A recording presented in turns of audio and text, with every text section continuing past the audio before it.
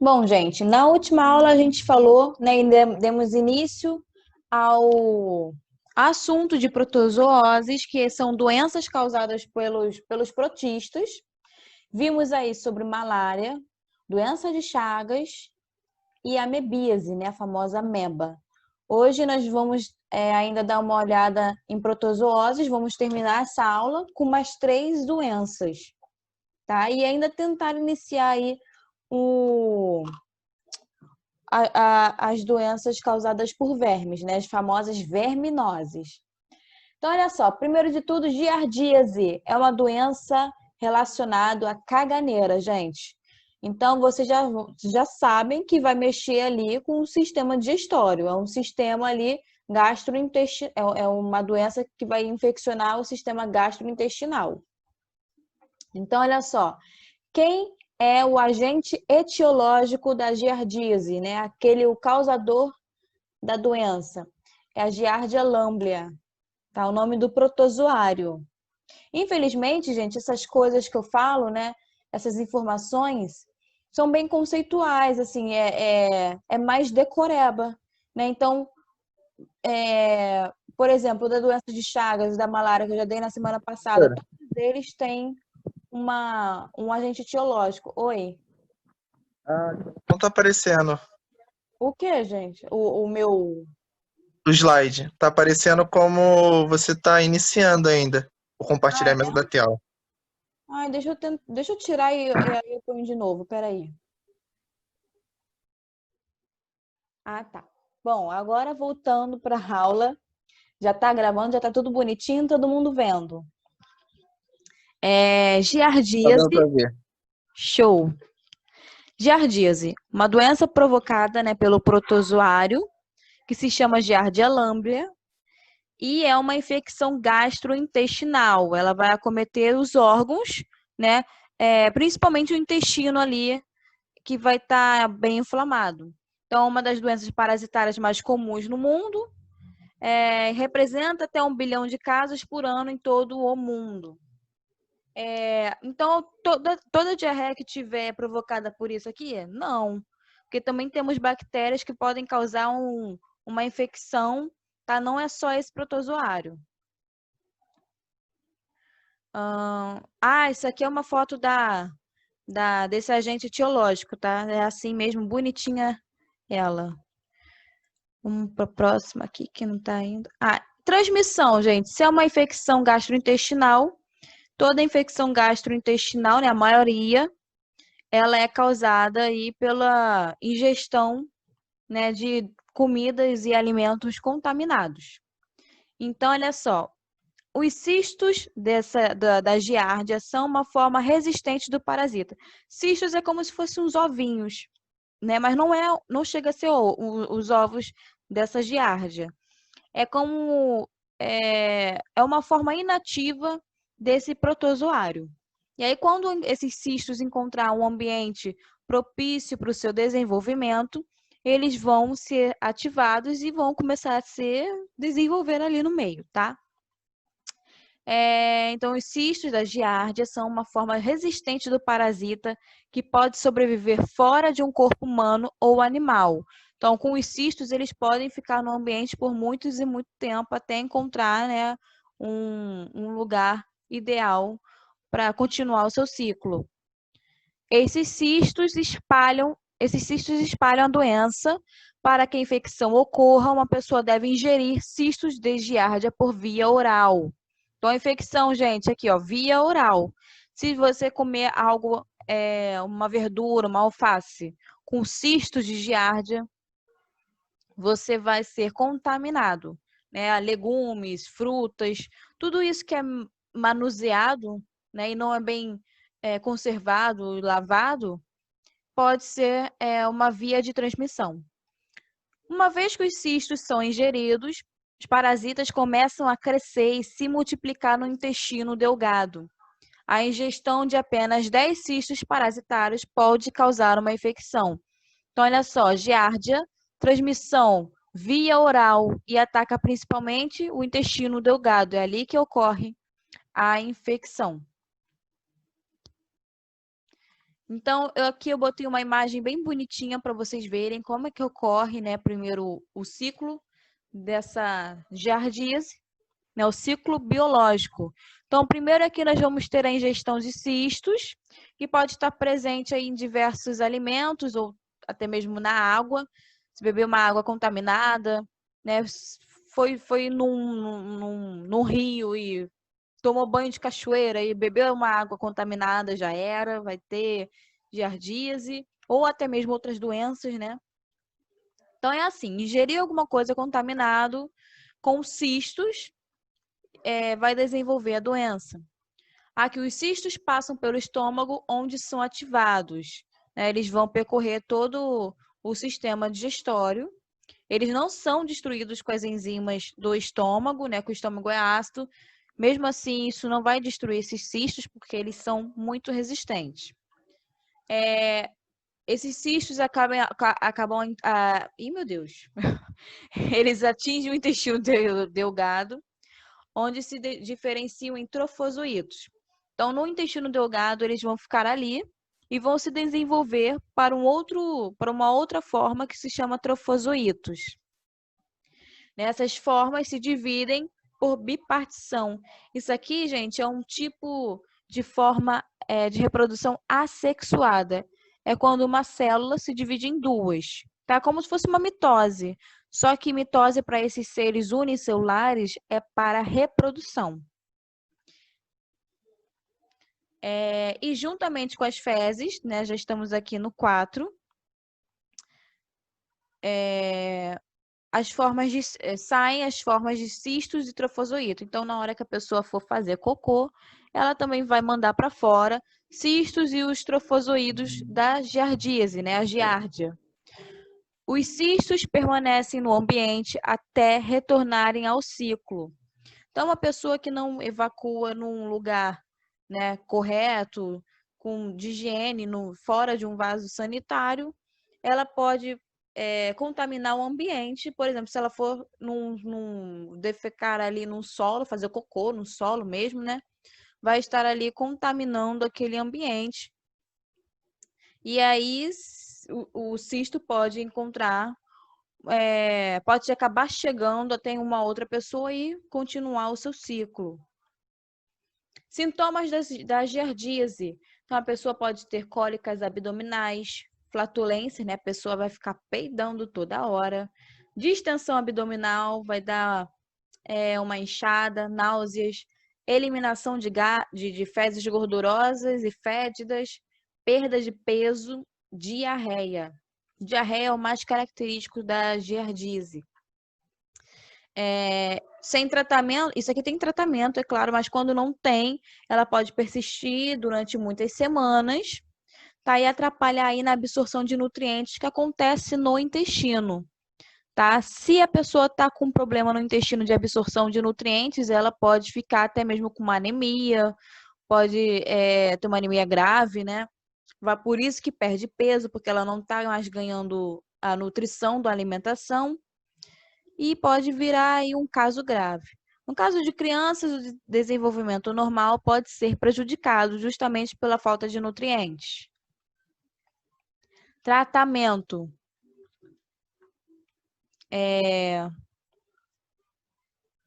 Vai tomando. Eu, assim, iniciei sim a gravação. Agora que eu vi aqui.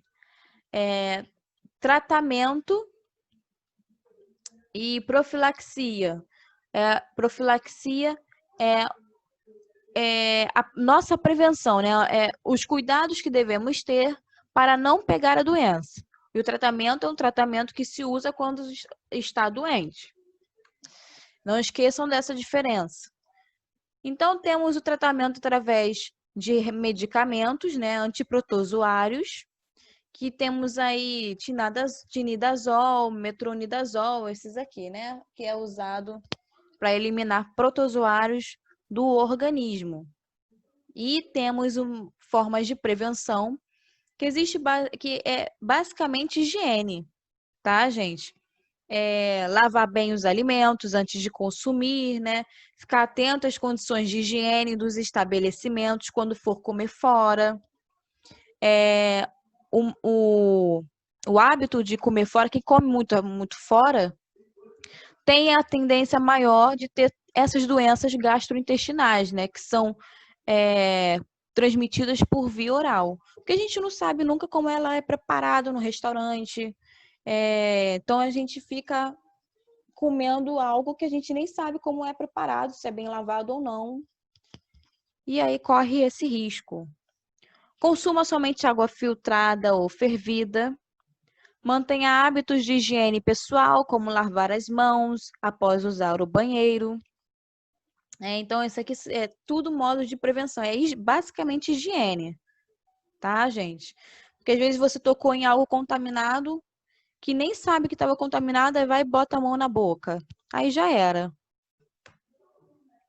Acho que já acabou. Vamos para a próxima doença.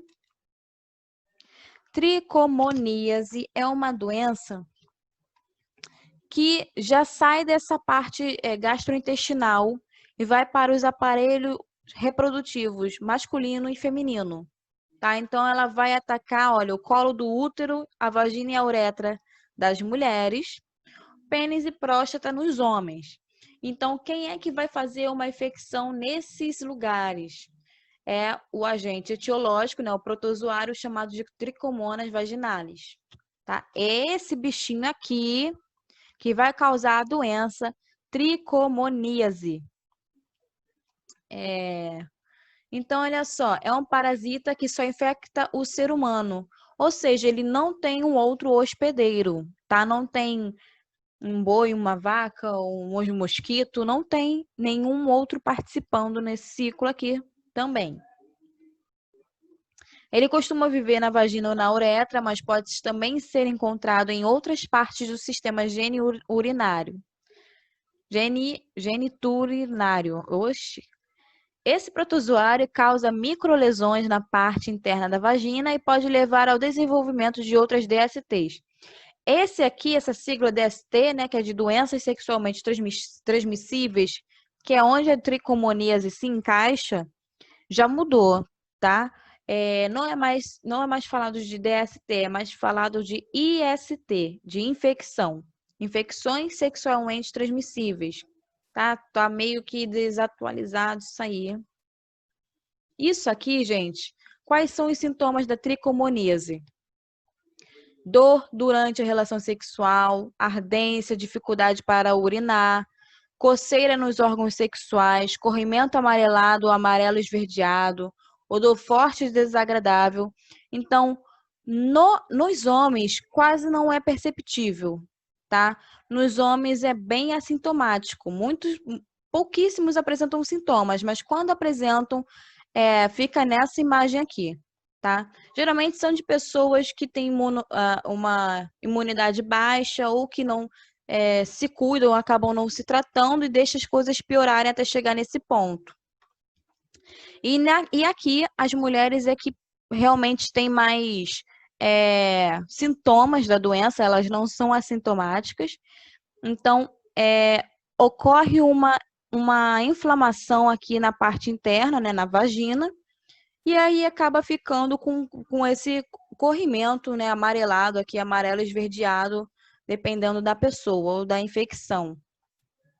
Então, a transmissão, se é uma doença que vai atingir os órgãos sexuais, a transmissão é feita através do sexo, né, que não é protegido, que não usa camisinha. Então, de uma pessoa infectada, através do sexo, pode passar para outra, tá?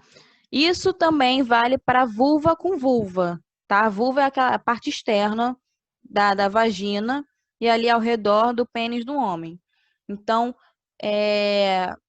a aproximação, né, o contato dos órgãos sexuais faz com que a transmissão seja feita dessa doença. Então, para evitá-la, necessário usar camisinha em todas as relações sexuais, né? A forma mais simples e eficaz de evitar uma doença sexualmente, aliás, infecção sexualmente transmissível. São raros casos de contágio por meio de objetos contaminados, como assentos de vasos sanitários, tá? Então, acontece mais mesmo pela via de sexo. Então, qual é o tratamento quando tem essa doença, né? Aqui, olha, é recomendado procurar um profissional de saúde para diagnóstico correto e indicação do tratamento adequado. Os parceiros também precisam de tratamento para que não haja nova contaminação da doença, ou seja, o médico vai passar um remedinho para você tomar e isso daí vai passar. Prevenção é praticando sexo seguro, e como que é isso? Usando a camisinha, adequada higiene genital, e diminuindo o número de parceiros ou parceiras sexuais, né? Uma forma aí de prevenção. Claro que não adianta diminuir e não praticar um sexo seguro, né? Sempre usando camisinhas. A toxoplasmose é uma doença que eu botei tudo em um slide só. Porque eu tenho que dar ainda a verminose. E eu botei tudo em um só para a gente ir mais rápido. Toxoplasmose é aquela famosa doença do gato que todo mundo acha que pega pelo gato. Mas não é assim, tá? A toxoplasmose só é pegada pelo gato se você comer o cocô do gato, tá? Porque se você não come o cocô do gato, você não vai pegar a toxoplasmose. Então vamos lá. Quem vai causar, né? Quem é o nosso agente etiológico aqui? O nosso não, né? Da toxoplasmose, pelo amor de Deus. Vai ser o Toxoplasma gondii. Mais um aí para vocês decorarem da toxoplasmose. Modo de transmissão, se não é feito pelos gatos, é feito por ingestão de alimentos contaminados também, tá? Nos gatos, o que acontece? A contaminação acontece através das fezes desses animais. Tá? E essas fezes pode estar em locais inapropriados, pode estar em algum solo que está ali cultivando uma verdura, ou então vai uma mosca, posa nesse cocô infectado do gato e posa depois na tua comida. Então isso é perigoso, tá? Por isso é sempre bom manter uma higiene dentro de casa também. Aqui em especial carnes cruas, mal passadas também, principalmente de porco ou de carneiro.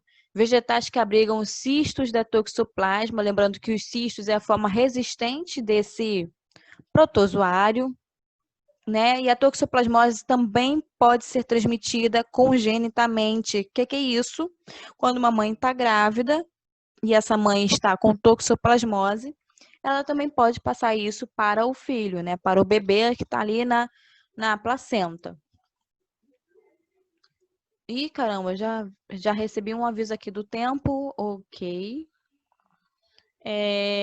Então, também pode ter uma transmissão de mãe para filho, tá? Características da infecção, os sintomas.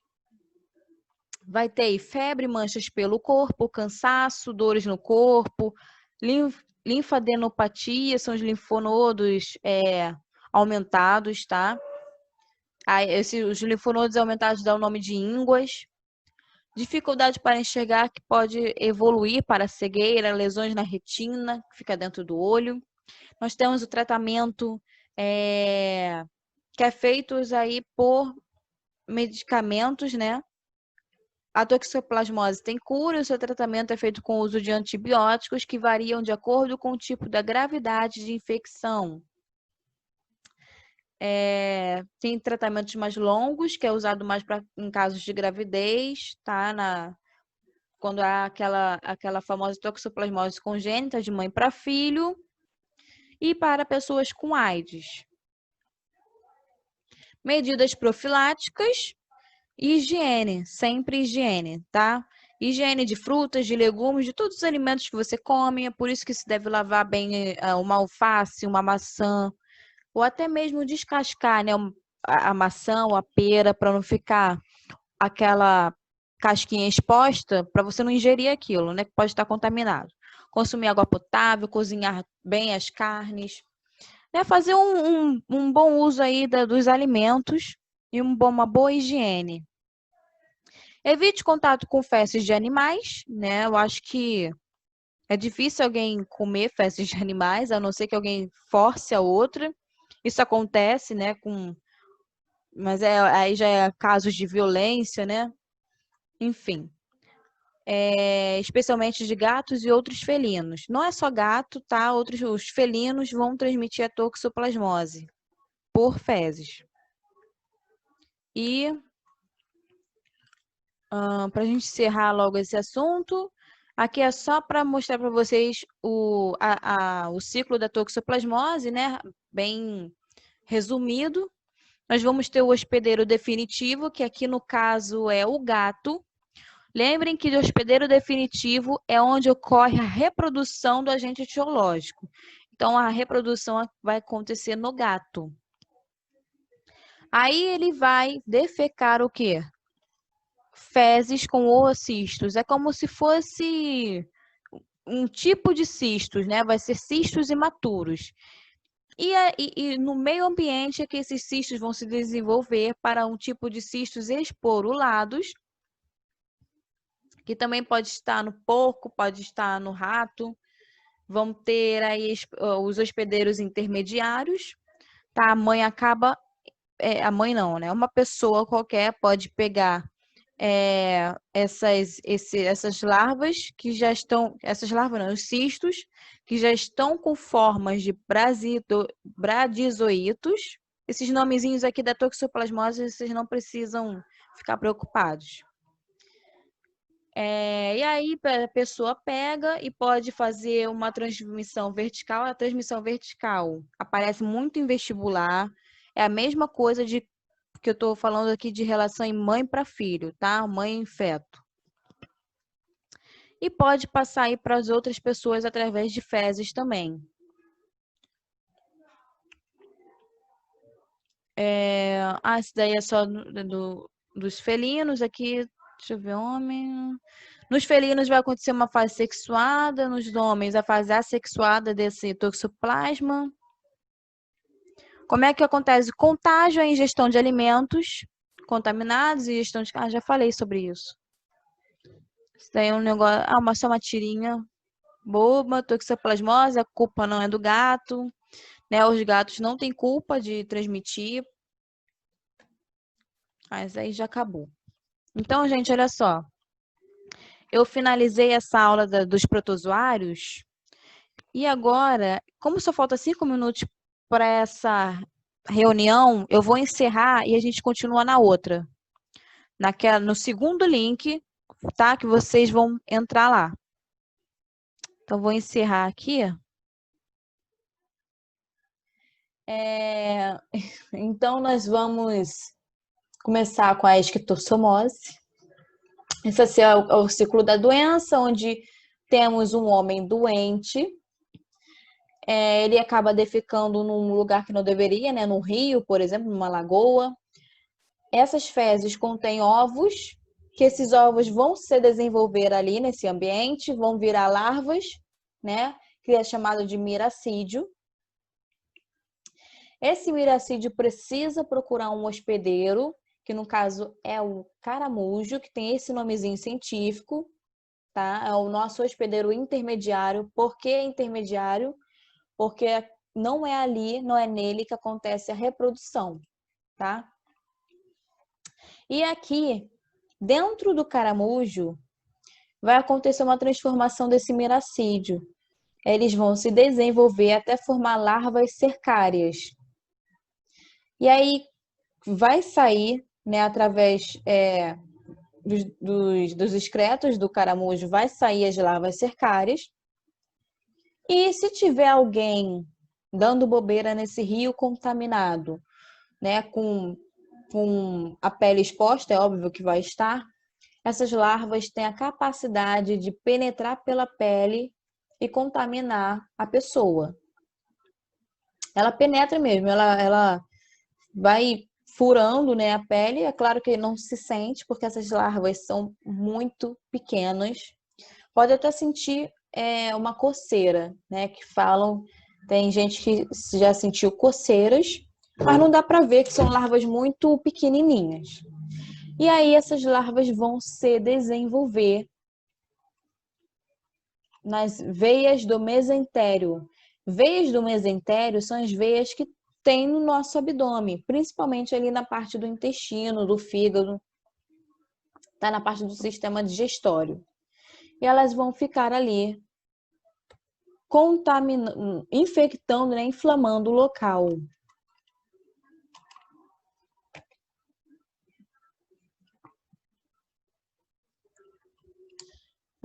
Ok.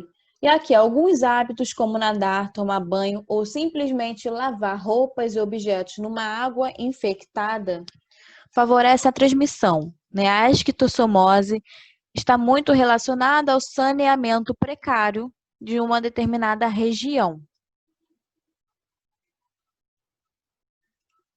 E eu tenho que falar também que a esquistossomose, pessoal, é aquela famosa barriga d'água, tá? É quando não botei aqui nenhuma foto, mas é quando a pessoa apresenta uma barriga d'água, um inchaço na barriga, né? Que é conhecido também como barriga d'água. E aí, barriga d'água por quê? A pessoa fica inchada, que acomete os órgãos, né? Fígado, intestino, eles acabam inchando. Sintomas: coceiras, né? Dermatites na pele por conta que a larva entra. Aí depois pode ter febre, tosse, diarreia, são os principais, né? E outros aqui. Temos uma fase aguda, tá? Assim que a larva entra, pode apresentar esses sintomas. Numa fase crônica, que a doença persiste por mais tempo, né? Geralmente começa de uma forma assintomática, né? Não apresenta esses sintomas, mas depois vai aparecendo alguns outros mais graves. Então, o que pode acontecer? Pode ter diarreia e depois uma prisão de ventre, né? A pessoa pode ter muita diarreia, depois fica com uma prisão de ventre, sei lá, fica uma semana sem ir no banheiro, aí depois quando vai a diarreia. Então, fica alternando. Tem a parte mais grave, que é o aumento do fígado, né? Hepatomegalia, cirrose, o aumento do baço também, esplenomegalia, tá? Aumento do baço, do fígado, já vi sendo cobrado em prova, tá? Essas palavrinhas aqui, ó, hepatomegalia, esplenomegalia. Provoca hemorragias também no esôfago, porque vai romper as suas veias.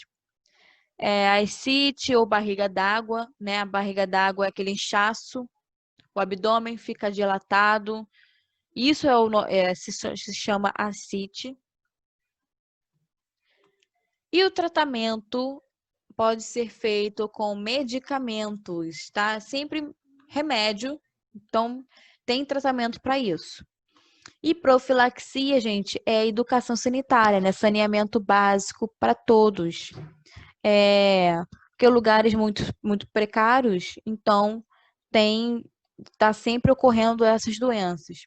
Também botei aqui controle dos caramujos. Eu botei um asterisco aqui, um pouco destacado, porque consideram isso, o controle dos caramujos, como forma de profilaxia, mas não é legal.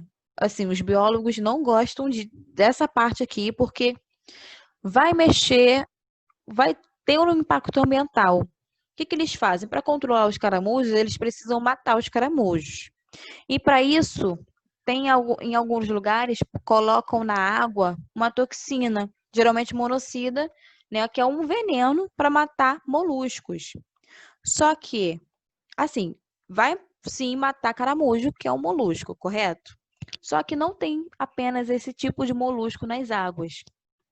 Vai matar todos os outros que tiverem naquela água, né? Tudo não vai só matar esse hospedeiro, vai acabar atingindo toda uma biodiversidade nessa água. Isso causa um grande impacto ambiental, tá? Já tentaram também introduzir outras espécies, né? Um peixe, por exemplo, que vai comer esse caramujo. Já tentaram fazer isso, só que também não dá certo, porque vai estar introduzindo uma espécie exótica, isso não é legal, tá? Vai estar mudando ali, fazendo uma alteração na cadeia alimentar. Então, isso pode prejudicar as outras espécies. Também tem informações sobre o modo de transmissão da doença, né? Isso serve para todos os tipos de profilaxia das doenças. E isso daqui, gente, é para vocês ficarem atualizados. Eu tirei do portal da Fiocruz, falando que uma vacina estava sendo preparada para esquistossomose. Isso foi em 2016 que eu vi, tá? Que a vacina estava sendo preparada e estava em fase de estudo. E atualmente eu fui pesquisar novamente, né? A última notícia que eu vi foi em 2017, falando que ainda estava na mesma fase, né? Na fase 2 de testes, de estudos clínicos, não saiu daqui. Então, ainda não temos essa vacina. Ascaridíase também é outra doença que cai pra caramba no vestibular, que é a famosa lombriga, tá? É a popular lombriga. Antes de continuar, vocês estão... Tá tudo bem, gente? Estão entendendo? Posso seguir com a matéria? Tá tudo bem, professor. Ok, nenhuma dúvida? Tudo aqui. Beleza. Ascaridíase, então, vai ser causado pela popular lombriga, de um nome científico Ascaris lumbricoides. Outro nomezinho bonito para ficar na mente de vocês, hein? Famosa lombriga. Né? São vermes adultos que vão se desenvolver no intestino deusgado. É delgado aqui, hein, pessoal? Do hospedeiro, no qual macho e fêmea se acasalam. Isso aqui, tá, gente? É a lombriga no intestino e aqui é fora do intestino. Então, como é que ocorre a transmissão da lombriga? Só dar uma olhada aqui. Aqui eu anotei algumas curiosidades, né? Os machos podem chegar até de 15 a 20 centímetros e as fêmeas podem ter aí até 30 centímetros. Pô, é muita coisa. É bem grande, é o tamanho de uma régua, né? Essa aqui é outras coisas que eu vou falar para vocês. Formas de transmissão. Formas de transmissão, gente, é pela ingestão de comida contaminada. E aí vai ter ingestão de ovos, né, dessas lombrigas, ovos não, de larvas já, tá? A ingestão vai ser por larvas e essas larvas vão direto aqui para o intestino e lá elas vão ficar, né? E vão se reproduzir. O que vai acontecer? Essas larvas podem se reproduzir e colocar mais ovos. Esses ovos vão acabar saindo pelas fezes. Se essa pessoa, né, cagar no lugar errado, vai contaminar o ambiente. Mas se for alguém que está no meio de uma floresta, gente, não vai ter banheiro, né? Então a pessoa vai defecar no lugar errado. Vai contaminar o ambiente, né? A contaminação pode acontecer de inúmeras maneiras e pode parar até perto de você, né? Esses ovos podem ser ingeridos através da alimentação e acontece tudo de novo. Gente, mas agora o que pode acontecer? É que as larvas, quando são ingeridas, nem sempre vão para o intestino, tá? Elas podem sair daqui e ir direto para o coração. Aliás, passa para o fígado, vai para o coração e chega até o pulmão. E lá ela vai continuar se desenvolvendo, tá? Porque tem estágios larvais dessa lombriga, tá? São 5 estágios larvais. Aqui ela chega até o pulmão para se desenvolver, né, no estágio 4 e no estágio 5. Quando ela chega aqui, ela se desenvolve, ela sai, né, do pulmão, dos alvéolos, dos brônquios e vai até a garganta. Na garganta, ela começa a depositar os ovos também. A pessoa até pode sentir alguma coisa, pode sentir um pigarro e fica, né, fica tentando tirar aquele pigarro dali. E o que que acontece? Engole. Né? Uma coisa que saiu do teu pulmão, foi para a garganta, a pessoa se incomodou com aquilo e deu uma engolida. Tem um canal aqui, né, que liga o respiratório com o digestório, então vai para o digestório. Cai no teu estômago, vai para o intestino e ali fica e vive ali de boas, né? Vive comendo, se acasalando e pode ter milhares de ovos, tá? Assim acontece a transmissão. Se não houver saneamento básico, os ovos podem chegar ao solo e contaminar água e alimentos. Hortaliças regadas com água contaminada de rios e córregos também podem apresentar os ovos. Cada larva penetra no revestimento intestinal e cai na corrente sanguínea, atingindo fígados, coração, pulmão, onde sofre algumas mudanças de cutícula e aumenta de tamanho. Que são os estágios que eu falei, tá? Os estágios da larva. Essa larva tem 5 estágios. Permanece nos alvéolos pulmonares, podendo causar sintomas semelhantes aos de pneumonia. Então, pode causar aí problemas respiratórios também, tá? A lombriga. Ao abandonar os alvéolos, passam para os brônquios, traqueia, laringe, provocando tosse na pessoa, né? E faringe. Em seguida, são engolidas, deglutidas e atingem o intestino delgado, onde crescem e se transformam em vermes adultos. Então, esse aí é um ciclo da lombriga. Quais são os sintomas? Dor abdominal. Tem gente que nem sente, tá? Para começar, tem gente que pegou um vermezinho aqui e o teu corpo consegue expulsar. São assintomáticos. Só que quando isso é algo crônico, tem um número muito grande de lombriga na barriga, né?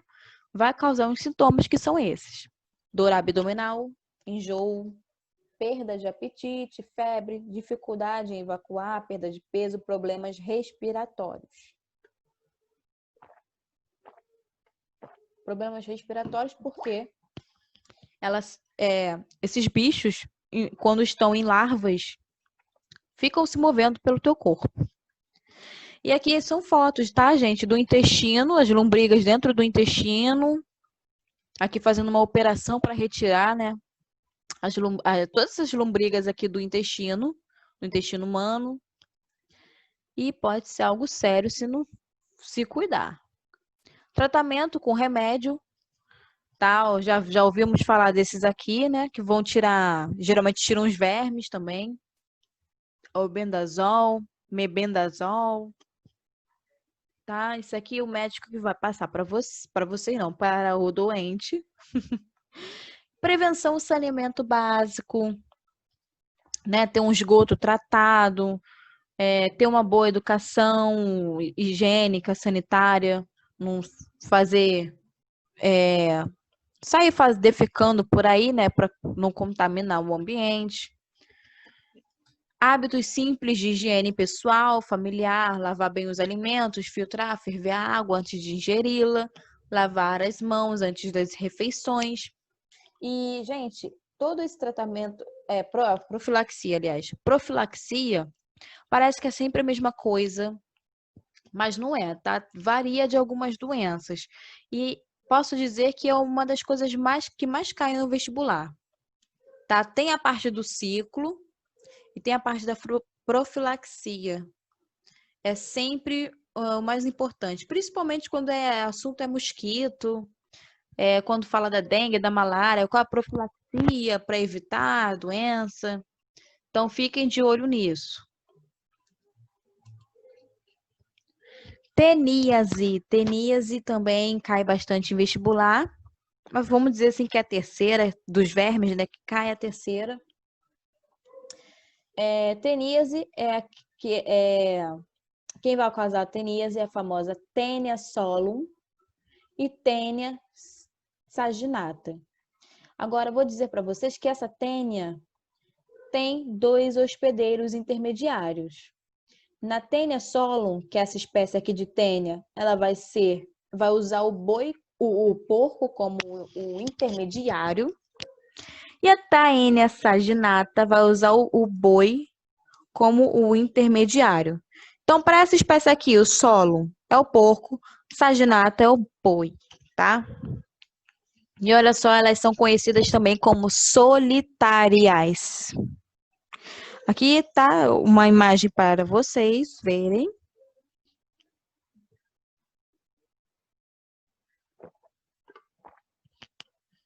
Gente, transmissão também é basicamente não, é parecido com as outras, né, de ingestão de alimento contaminado. O que vai acontecer aqui? Quando alguém ingere uma carne contaminada, ela vai estar ingerindo cisticercos, que é uma forma das taênias. E aqui, nisso vai até o intestino, tá? Elas ficam mais no intestino delgado também e vão ficar se desenvolvendo, tá? O homem vai defecar fezes com ovos dessa tênia. Bom, se for num lugar inapropriado, o porco ou o boi, tá? Isso aqui eu botei do porco. Ou o boi também pode acabar comendo as fezes, né? O porco pode ter esse hábito de comer fezes e ele acaba comendo as fezes contaminadas com ovos. No porco, que é um hospedeiro intermediário, lá dentro dele, esses ovos vão para o aparelho digestivo e vão se desenvolver. Nisso, tá? Essas tênias vão ficar grudadas, elas têm uma forte atração por musculatura. Então, essas tênias vão direto para a musculatura, só que elas não estão naquela forma alongada, elas estão em forma de cisticerco. Elas vão ficar na musculatura do boi. É por isso que a carne fica contaminada. Tá? Deixa eu ver aqui se eu tenho... Ué...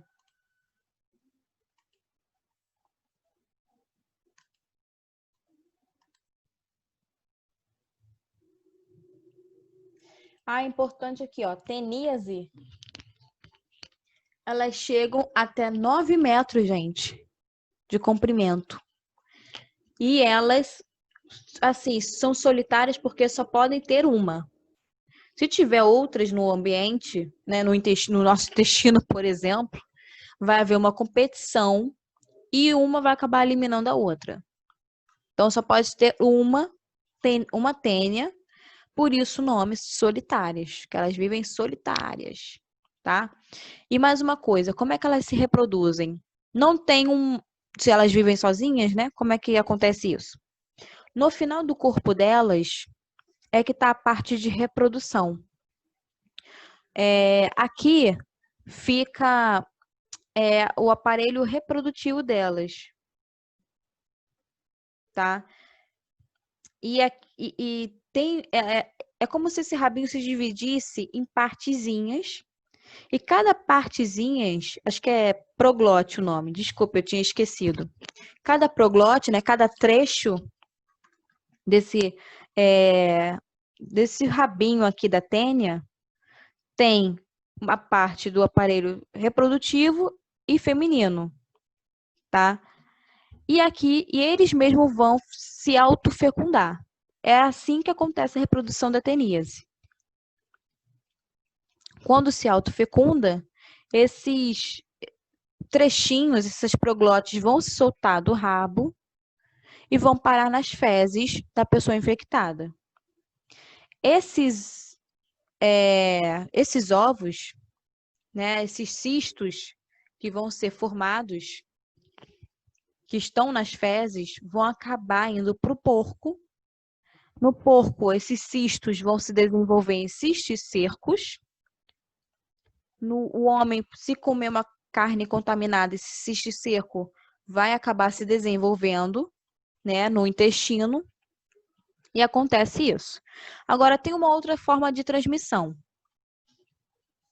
O homem pode acabar ingerindo os ovos, tá? Porque quando se come a carne contaminada, se come o cisticerco, que é uma forma da tênia.